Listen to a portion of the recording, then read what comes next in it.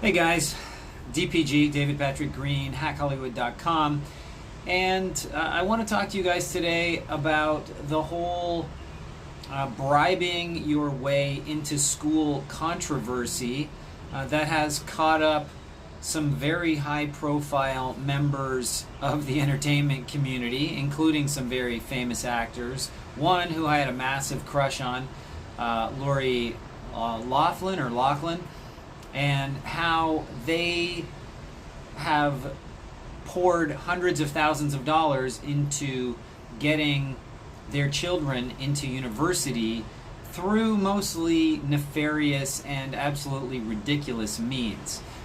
So I want to address two things. I actually had an argument about a high-level tech lawyer who you would think would understand empowerment based on how successful he has become. So I want to sort of argue that two points I want to make. I just spat on my lens. That's never a good thing. Wow, that's some good target shooting. So I want to address the two things. First, of how that it's terrible to do this, and that second of all, you don't need to do it because you can actually get into these schools if you want, and it's really just up to you. You don't need your mommy or your daddy. In fact, if your mommy or your daddy does it for you, then what are you going to do next? But it really doesn't matter where you came from. And I said something at this meal that I was at with this tech lawyer, and because I was arguing and I was getting passionate, and I said, nobody cares where you came from, right? Because they don't. And so the problem with this is, when something like this happens, the impression that everyone gets is, oh, well, I don't have millions of dollars, so I'll never get in. And the deck is stacked in rich people's favor. And so why bother trying? So it has the dual effect of convincing people that if they don't have assets, then they can't get in, and that somehow it matters where you came from. Okay, and because the main point is that even if you have assets, it doesn't really matter, because at the end of the day, whatever position you want in life is going to require motivation and taking action. And if you want to get to a high level in something, there's simply no way to gift it to you. I mean, someone could make you the president of a company, but you will run it into the ground if you, A, don't know what you're doing, and B, don't care about what you're doing. I mean, because at least if you care, you can learn how to do something. But if you don't care, if you don't have the motivation, the desire, the passion, which people like to talk about, then it doesn't really matter how many silver spoons you were born with in your mouth. Because it doesn't matter who was gifted what. They still have to do the job. They still have to take charge of their own life. They still have to do the thing, right? So let's just review. So the two things are that you don't have to have the money to get what you want. And the second part is, even if you have the money, that somebody can give you a position, you won't be able to do anything with it if you don't have the motivation, okay? So, let's just talk about Lori Loughlin and her kid, because I actually said, look, the kid is actually somewhat motivated, and I apologize. I think, is it Paris? Whatever her name is. Let's call her Princess. But if she watches this, I apologize. I don't know your name exactly. But the point is, she actually has a thing going. She's got a business. Now, I don't know how much her mom does for her, but she spends a lot of time, posing for pictures, making herself look pretty and glamorous. It's a lot of work, and she's always posting, and I don't want, I'm going to take people's word for it. But she had a deal with Sephora, and so she was actually doing something. She was creating some kind of value. It's not doing something that I really find all that interesting or appealing, but whatever. Obviously, a lot of people do. That may be a bit of an indictment on who they are as people, if that's what they do with their time. It's not really the highest level contribution to society or to your own life that you could probably think of, but whatever. She had a business and she was sponsored to do posts on Facebook. That might have been something she could have used to get into school. I don't know. But all I'm saying is, whatever it is you have going for you, use that to get where you want to go. And if you are lacking in skills in some areas, then you can shore up those skills, but put your best foot forward, okay? Put the foot forward that shows that you are capable, willing to learn, willing to take initiative, willing to do whatever to demonstrate what it is you're capable of and to make you indispensable to the people that you want to work with. Or in the case of getting into a school, that whose school you want to get into. So let's talk about that. Okay, let's talk about if you wanted to get into USC, and as you may have noticed, I have a USC hat on, okay, because I went to USC. I did my MBA there. And I wasn't really that involved in undergraduate life, obviously, because I was a graduate, but I know what it was like there. And I actually painted a picture of myself that I felt put my best foot forward because I didn't have the traditional numbers and statistics that you would look at if you read the profile of what a typical student is. And this is really, really, really key. And I actually made this argument to this lawyer. I said, statistics don't tell the story. And he was like, what are you talking about? Statistics do tell the story. No, statistics tell the general story about the entire population that you're discussing. So the entire population, let's say, of applicants and people who are accepted to USC. They just tell the averages, but they don't tell each individual story. And each individual story probably is far from the average. So, this is the range of the population in terms of their statistics, their abilities, whatever. You've got some on the low side of some things and some on the high side of some things, and some of these people who are low here are high over here, and vice versa, right? So there's all kinds of combinations and permutations. So at the end of the day, when you just combine it as an average and it looks like this, in terms of like, okay, the GMAT score, the average GMAT score is 660 or something. Well, that means a bunch of people who were below 660 got in, and a bunch of people who were above 660 got in. So what does that mean to you? It doesn't mean anything. Just do your best, but put your best foot forward, whatever it is. So in my case, I had really poor grades as an undergrad, and look, I can own them. I didn't study that hard because university, college per se didn't interest me that much. I didn't really know why I was there. But I painted a picture that justified why my grades were low, and it was legitimate. I'm not sure it was exactly the reason why, but it probably had something to do with it. And they accepted that, but I did have some interest, like this whole range. So I had low, and I don't know if this is coming off as low or high when it'll be played back on your side, but let's say this is the low side. I was low in the grades, right? But I was high on things like international business experience. I had lived and worked in France. I had lived and worked in Poland. Most people who applied didn't have that, right? So that's what I put forward and tried to emphasize. And guess what? People value some diversity. People that you're applying to a job for, they value a different story. They don't want everybody to be the same because most people understand that having some people with unique traits can bring something new, can bring a different viewpoint to the party, let's say, to meetings, whatever it is. So you've got to figure out what are your assets. Of course, you need to know what you want to do, but let's say you're trying to get into USC or wherever, you've got to figure out what your assets are. Where are your weaknesses? Where are your strengths? How can you justify the weaknesses, but with some kind of explanation, if that's possible. Maybe you're too busy doing these other really interesting things to be as focused as other people were on your grades, right? Like maybe it's extracurricular activities. Maybe you came from low socioeconomic background, and so you were too busy trying to support your little brothers and sisters, because your parents were working hard. I don't know, maybe your parents were incarcerated, who knows, whatever.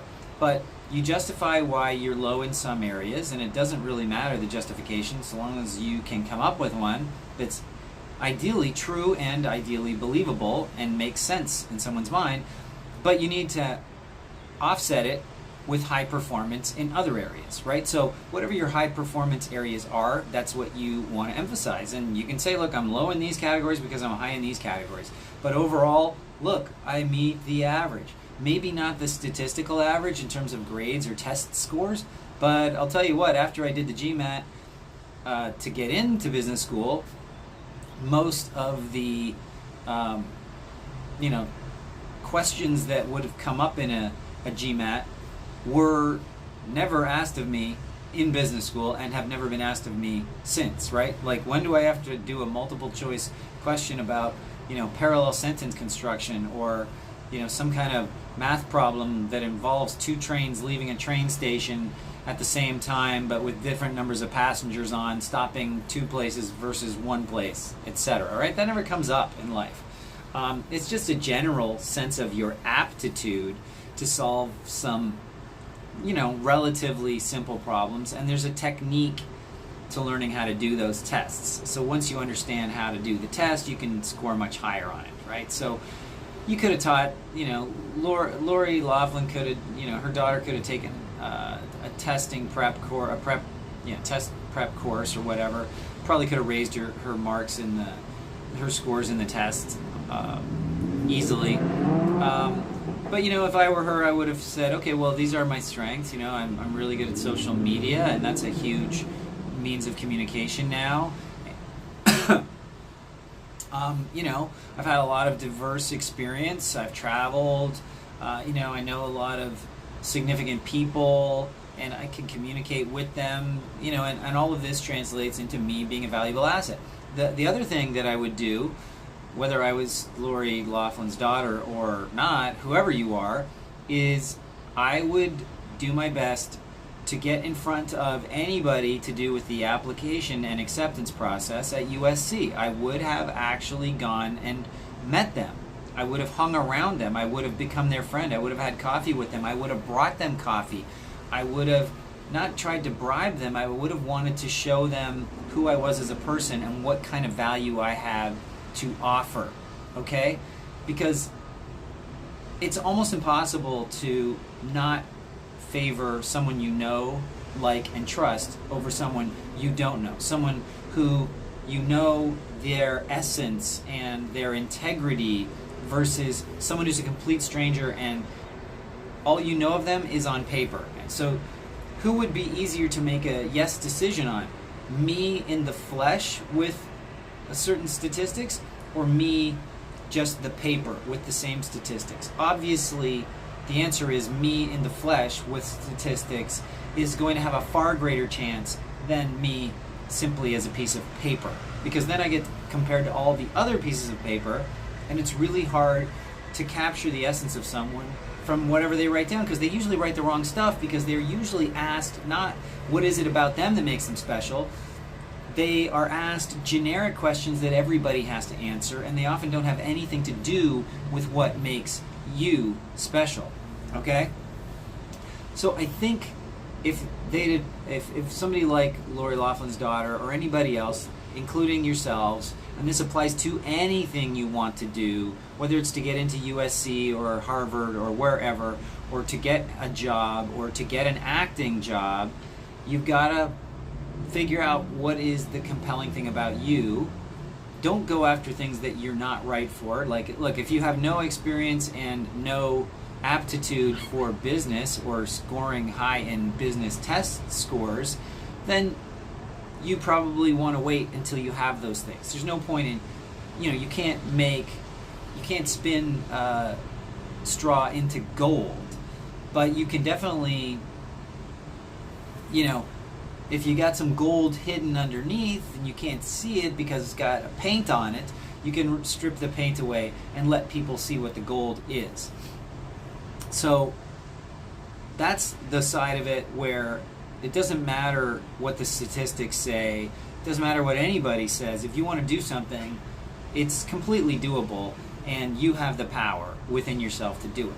Now, the other aspect to this argument is that if somebody has to drag you kicking and screaming to something, they can pay your way in, but you don't care about being there, and you don't know why. Like, oh, I want to go to USC. Why? Because it's really cool? Yeah, okay, great. So how's that going to affect your career prospects? Are you just going to go and then come out and go back to being a goofball?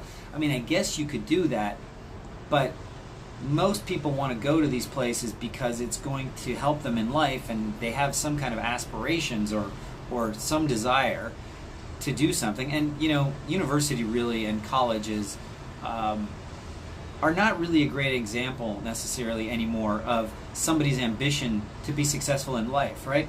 People go to universities because it's a party, right? Rich kids go to university because it's a party. They spend 4 years drunk out of their minds, they join fraternities and sororities, and they do all that stuff, and they get messed up, and they get into trouble, or worse. But a lot of them, they aren't even really going so that they can have a really great future and succeed in life. Getting into university is not the greatest example. Getting into college is not a great example of really what I'm talking about. Because you can get into university and then you get to party your ass off or whatever. But let's just consider and you don't really have to thrive there. You can graduate without putting that much effort in. It's getting in that's the hard part. It's hard actually to get kicked out. You really have to screw up. Now, a better example of what I'm talking about is if somebody just hands you a job, it's not going to make you successful. If you have motivation, then you are almost going to be guaranteed to be successful. Okay? So no motivation, no success, no matter who does what for you. Motivation, as much success as you want, because it's really up to you. You can put in extra hours, you can make up for any shortfalls you may have in your skills base, your knowledge base. You can work harder, you can spend time around your bosses, you can get mentors. There's so much you can do if you want to succeed. But the main thing that precedes success is motivation. You have to want to do it. Ideally, you have some long-term goal in mind. It's funny. This one person who I had this argument with, every example he gave me was terrible. He said, I actually would have said, look at Steve Jobs, and he said, look at Steve Jobs. And I'm like, what did Steve Jobs get handed to him that made him successful? He said, well, his dad was in the business or something. And I was like, well, what has that got to do with anything? So what? That didn't make him want to create a personal computer for the rest of the world, right? Lots of people have dads in the business and they don't become successful. They want to get out of the business because their dad is in it, or they just, mill about, or they screw up because their dad's in the business. I almost think it's worse to have a parent in the business because everybody sees you as getting, favoritism, and then your father, your parent, is either going to show favoritism to you, meaning treat you better than everybody else, in which case you really don't learn what it takes to succeed, or they treat you worse, one or the other, right? They just can't treat you equal. It seems almost impossible for parents to treat their children the same way they would treat an employee. So I found it ironic that he used somebody like Steve Jobs as an example, because whatever Steve Jobs' dad did, frankly, I read his biography, but I don't remember. I think he was adopted anyway. But whatever his dad helped him with, it ended pretty abruptly, when he went off to India and he came back and he worked for video game companies, and then he decided to form his own computer company. And I actually made the example of, look, he was able to get in touch with the CEO of Hewlett Packard. Now, look, I don't think his dad made an introduction, but even if he did, it wouldn't have mattered because he didn't need an introduction. He could have just called up the CEO of Hewlett Packard, and if he had a good story to tell, like, I'm building this device, this thing, and I need one of your components. And if he had a compelling story, the guy would have spoken to him. That's the thing. You don't need the introduction. We get it into our heads that somebody else has to introduce us because we're nobody without somebody else. No, you got to rely on yourself and ask yourself, what is it that I have to offer this person? And then just go offer it. And if they don't take it the first time, then keep trying until they do. Because after the first initial call, a relationship has begun. Even if it's a relationship where they told you to get lost, you piece of you-know-what, that's still a relationship. Every time you have a meeting with someone and you don't kill them, then they know, oh, okay, this person is not the worst thing in the world. And so even though I don't really have time for them this minute, if they come back and talk to me again, I'm at least going to know that, oh yeah, I remember this person. They came by and said hello and they didn't kill me, so maybe I'll listen to what they have to say a little more. Or I remember what they had to say, and I wasn't interested in it at the time, but as it happens, I'm now interested in it. It's like if a vacuum cleaner salesman came to your door, right? If you don't need a vacuum cleaner, you're like, beat it, I don't need a vacuum cleaner. But if the day they come to your door, your vacuum cleaner is broken and you're holding a party that night, you're going to be like, oh my gosh, I'm so glad you came by today, right? That's what I'm talking about, folks. You don't need other people. You don't need wealth. You don't need connections. You have it all. It's all yours. All you have to do is figure out, what's the story I need to tell, if there is a story to tell. If there's no story to tell, then you need to create the components that will allow you to have a story to tell, which would mean, you have skills, you have a certain amount of education, you've done something makes you interesting for this position in life that you're going after. And wealth doesn't do anything for you.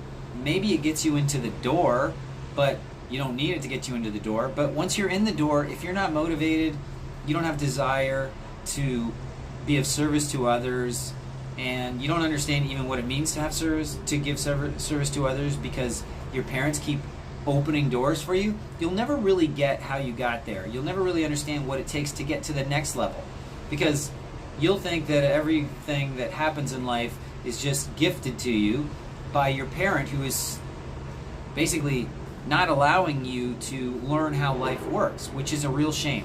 That is the real shame of all of this, is when you bribe an institution to get you, when you bribe an institution to accept your child, you have completely prevented your child from understanding and learning what it means to actually accomplish something and figure it out for themselves, and to ask themselves, I want to do this thing, how do I do it? Let me think. And when you go, Dad, I don't know, how do I do it? Dad's got to say, you'll figure it out, just spend some more time on it, think about it, try some things, go see people, go visit people, and present your ideas and see how they receive them, and learn from what they say. If they say this is really good, and you go, there's nothing else that can be improved, they might say, well, yeah, it could be a little bit better in this area or that area. You'll always be learning. And if they just say it's a gigantic piece of stinking, doo-doo, then you go, okay, well, can you be more specific? Like, what's the biggest part of the doo-doo? And start fixing that, and then come back and go, okay, did I fix the big doo-doo? Yeah, you did. Here's a couple of other small pieces of doo-doo you could fix. And just go through life like that. It's just iteration after iteration. It's attempt after attempt after attempt. And fail or succeed, you learn from every attempt. And if you just do that and don't get emotional about your victories or your failures, and you just go, I'm just going to keep trying to get better and better and better, you will get better and better, and everybody around you will recognize it, and you will rise to the level that you aspire to. There's literally nothing in the way from you getting to the level you want in whatever it is in life. You've just got to go after it. And because most people will not go after it. They literally will take somebody else's cautionary tale to completely eliminate any desire they had to do something. Like somebody says, well, oh, I want to get into USC. Oh, well, you can't get into USC. Do you know that Lori Loughlin bribed the school $500,000 to get her kid? Do you have, her kid in? Do you have $500,000? No. Well, then why would you even bother, right? Most of us are dissuaded by just simply the idea that what we are doing might result in failure. Okay? So, guys, take things into your own hands, as they say, and don't worry about money or anything like that. Money means nothing. Like, the USC gets $500,000. I mean, that's peanuts to them. That doesn't mean they're going to. It doesn't mean that really matter what they do about the $500,000. They could put her daughter up in the greatest accommodation. They can give her the greatest professors. That will not contribute one iota. In fact, it probably has the opposite effect in terms of motivating this poor girl who has everything handed to her and never actually gets to figure anything out for herself. I really feel sorry for people like that because they see the world, through a very, very, very tiny prism. Okay? They don't see the possibilities. They see everything as, well, if I want it to happen, I usually just ask somebody and somebody does it for me. So obviously you never really learn how to do something because you think the way you do something is, you pull on a bell, right? And a butler comes and says, "How can I help you?" "Hello, Master Richie Rich. How can I help you?" You never learn to do anything for yourself, and that's a really sad thing because if you don't learn to do things, your brain doesn't grow, you don't develop. Your level of sophistication remains extremely low. You're basically retarded. And I don't mean that in the pejorative sense. I mean the growth of your brain is retarded. It's not allowed to grow. Okay, guys, that's about all I have to say. Is like, if you want to get into USC, just show up at USC and tell them what your story is and why they should accept you. Don't allow yourself to just be a piece of paper, and don't think the fact that you have or don't have money means anything at all. Because if you have it, it might get you into the school, it might get you into a job or what have you, but it won't help you elevate yourself to the next level and the next and the next and the next.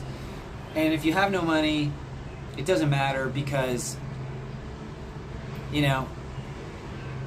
you can make up for the lack of funds with a lack of with perseverance, okay, with a go get 'em kind of attitude, which just means I want this, so I'm going to try a variety of different ways to get it until I get it. Okay, so if you don't get in the first time you try, then you reapply. If you don't get in the second time, I don't know, then you show up at the campus, you start meeting people and talking to people, and maybe you can get some professors on your side. Maybe you audit a course. I don't know, there's a million different things. Don't ask me what to do. Ask yourself, what can you do?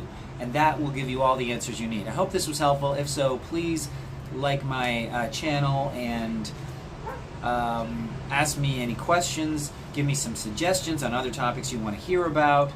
And subscribe, because then you'll hear more videos like this, and you won't have to get a bunch of terrible information that the media pumps out and that most of the purveyors of, in particular, acting career and almost any career information, most of the stuff out there is just absolutely horrid.